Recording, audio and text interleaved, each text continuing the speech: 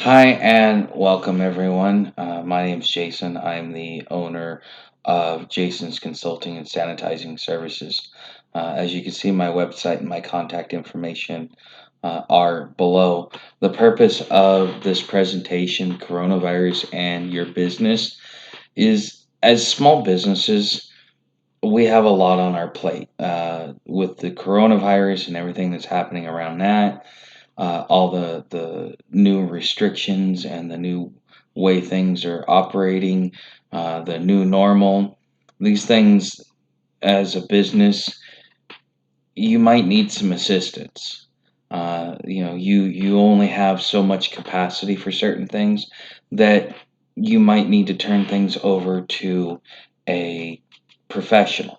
So that's what this talk is about. So, what are the facts? The symptoms of COVID 19 infection can cause illness ranging from mild to severe and in some cases can be fatal.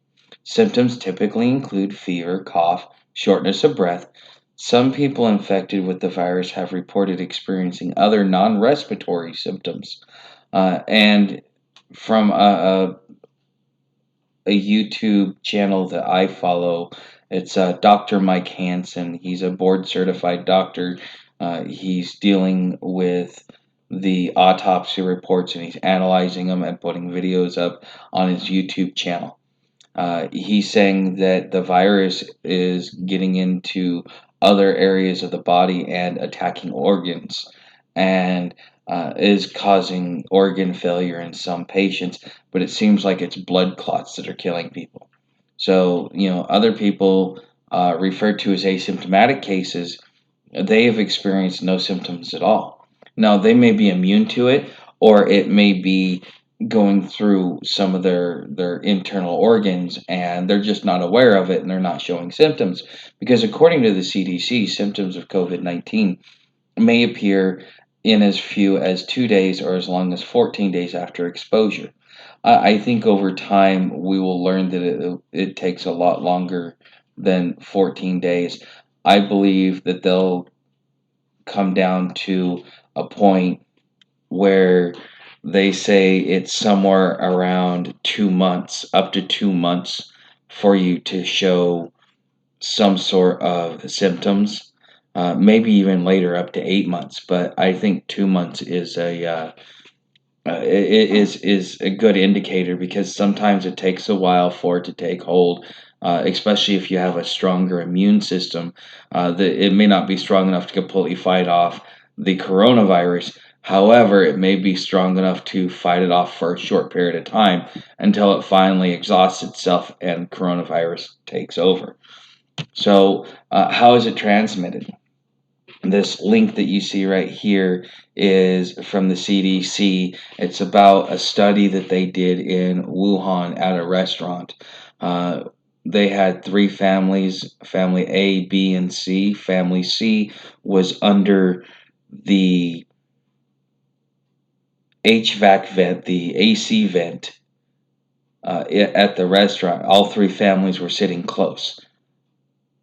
Person A1 had the infection, and through his normal course of the meal, by the time those people had left the restaurant, out of those three families, 9 now had the coronavirus. They suspect that the droplets may stick in the air for up to 3 hours, or that it's being passed through the ventilation system. They're still in the beginning stages of figuring out all the different ways that this can be transmitted.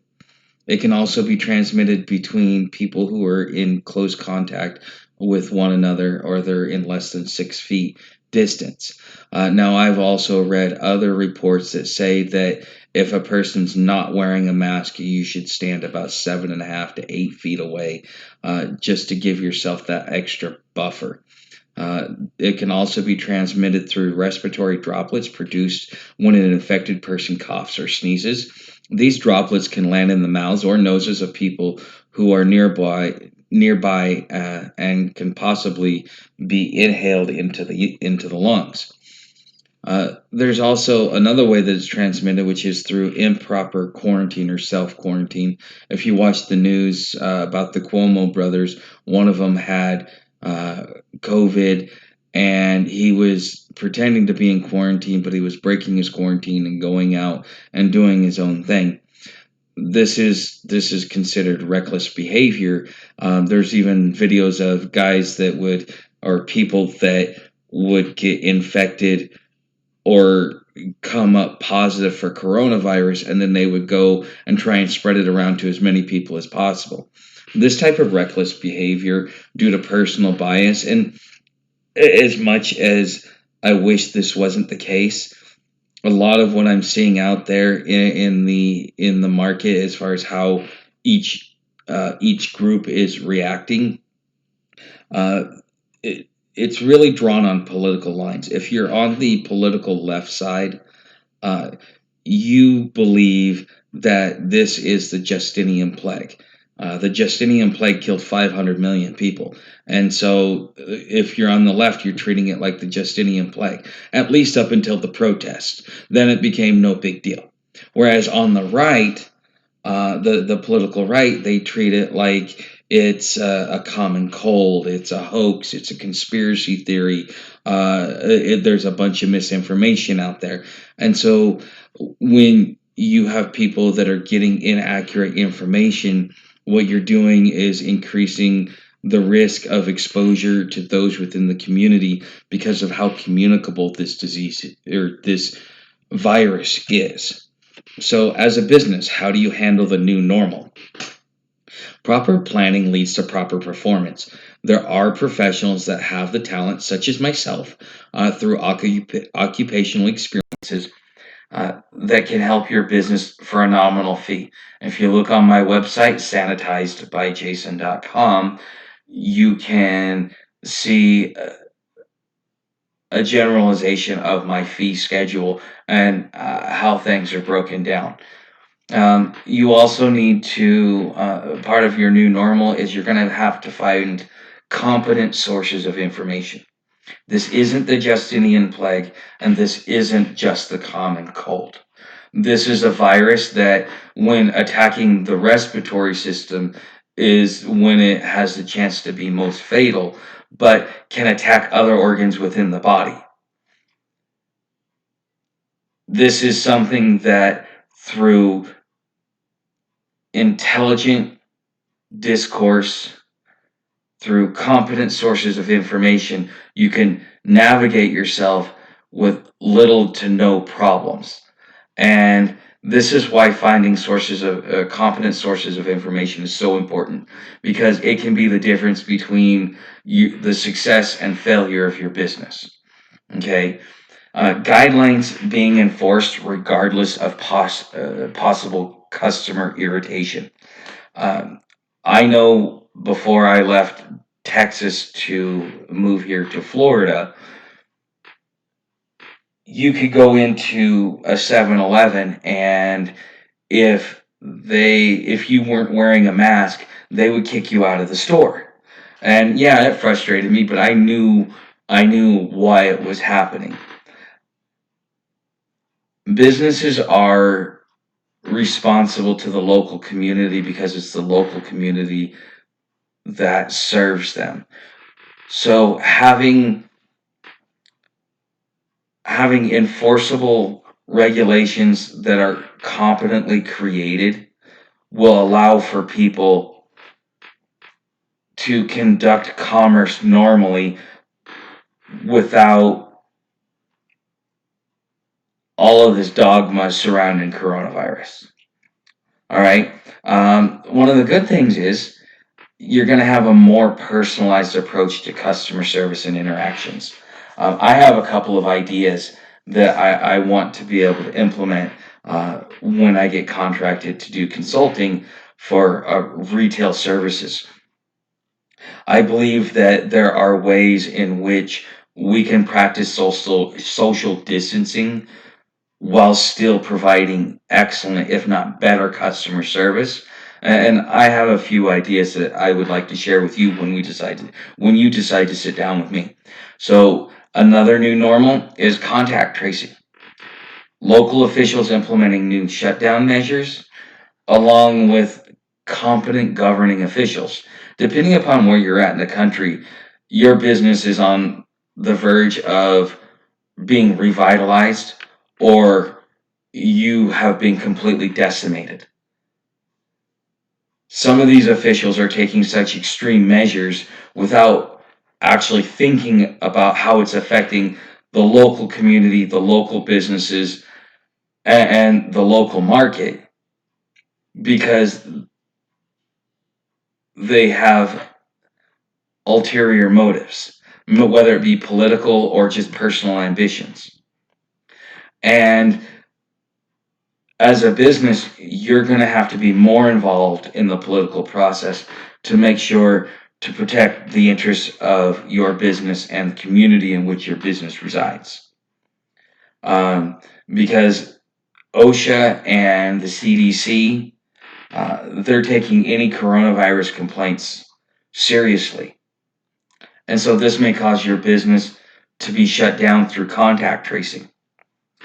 Okay?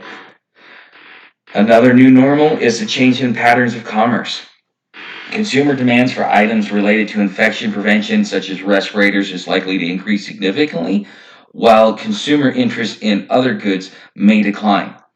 Consumers may also change shopping patterns because of a COVID-19 outbreak. Consumers may try to shop at off-peak hours to reduce contact with other people, show increased interest in home delivery services, or prefer other options such as drive-through service to reduce person-to-person contact. And these changing patterns are going to completely morph the way you do business. I, as a janitorial company, am having to do the same thing because the patterns of commerce within the janitorial industry are going to be more geared towards educating and working with local businesses to ensure that they maintain cleaning standards even if they keep it in-house. Okay. Another new normal is you're going to have an interrupted supply and delivery. Shipments of items from geographic areas severely affected by COVID-19 may be delayed or canceled with or without notification. And I've been on back order for 3 months, 4 months with my PPEs that I ordered before the pandemic, and they're still on back order. Everything else is sucking up all of the PPEs that local businesses are having trouble getting them. Okay, OSHA and your business. This is probably the most important part of this. This is probably the most important part of this presentation is OSHA, because as an employer, you can be cited for a violation of the General Duty Clause if a recognized serious hazard exists. Coronavirus is considered a recognized serious hazard, okay, in their workplace, and the employer does not take reasonable steps to prevent or abate the hazard. OSHA and the CDC are putting out standards. Are you up to date on the standards? Do you know everything that needs to be done in order to prevent future outbreaks or spreading of the virus? So the general duty clause is used only where there is no standard that applies to a particular hazard. There are no real standards that apply to coronavirus at this point. The only things that apply are recommendations, which they're trying to enforce as standards, but they're not standards. The following elements are necessary to prove a violation of the general duty clause. The employer failed to keep the workplace free of a hazard to which employees of that employer were exposed, such as improper cleaning procedures, improper PPEs, and so on and so forth. The hazard was recognized, the hazard was causing or was likely to cause death or serious physical harm, and there was a feasible and useful method to correct the hazard. Essentially, what this means is if they really want to come after you over this coronavirus until Congress passes the liability reforms needed for coronavirus, because no insurance company is covering anything coronavirus related, no matter how good, how reputable, or anything of the like. No insurance will cover anything coronavirus related. So if somebody sues you at this point, you are 100% liable. This general duty clause is something that could leave you exposed. This is something that I can help you with. How does your business protect itself? You're going to have to develop an infectious disease preparedness and response plan if one does not already exist. This comes directly from OSHA. Develop an infectious disease preparedness and response plan that can help you guide protective actions against COVID-19. Are you taking actions to prevent the spread of this? If not, should there ever be a complaint, you could be held liable and face serious consequences. Where, how, and what sources of SARS-CoV-2 might workers be exposed, including the general public, customers, co-workers, sick individuals, or those at particularly high risk of infection? International travelers have visited locations with widespread, sustained, ongoing COVID-19 transmission. Healthcare workers who have had unprotected exposures to people known to have or suspect of having COVID-19. Increased rates of worker absenteeism. Your workers, if they are feeling ill for any reason, should refrain from showing up to work during this COVID-19 pandemic. Not just a fever, not just coughing, if they're feeling ill in any way, because there are other symptoms that they're just now starting to recognize. And you're going to have to figure out a process to be able to excuse that worker if they do indeed have coronavirus. The need for social distancing, staggered work shifts, downsizing operations, delivering services remotely, or some other exposure reducing measures. Options for conducting essential operations with a reduced workforce, including cross training workers across different jobs in order to continue operations or deliver surge services. And again, interrupted supply chains or delayed deliveries. This is going to be a big issue moving forward. You should look at having extra stock and no longer participating in the just-in-time delivery system. You need to be prepared, but you also need to protect yourself. So, what is fogging? All right, when this coronavirus first started, I would get a lot of calls from people saying, I just had a company come to my other site in this state and they used this fog and it cleaned, they use that to disinfect against coronavirus. Do you do something like that? And so janitorial businesses had to get smart or get hip real quick, or they had to create uh, a referral list where they got kickbacks for all these referrals that they would be sending. Because when this first started out, it was extremely lucrative. It probably still is. However, I think the market will not sustain these high prices that are being charged. I think that 25 cents a square foot for ionizing and 15 cents a square foot for misting, and you're fine. So I got a lot of these calls, and so I had to think quick and on my feet. What I ended up doing is buying me an industrial fogger or mister, which is what you're going to see here in a second. The video isn't going to play very well. I do apologize. Should we ever do an in-person presentation, I can show you the actual video, or you can go to my website and find my YouTube channel. All right, so I'm going to show this to you so that you can see a little bit of what fogging is. This is the first time I fogged. I was learning on the fly just like every other business when this first started.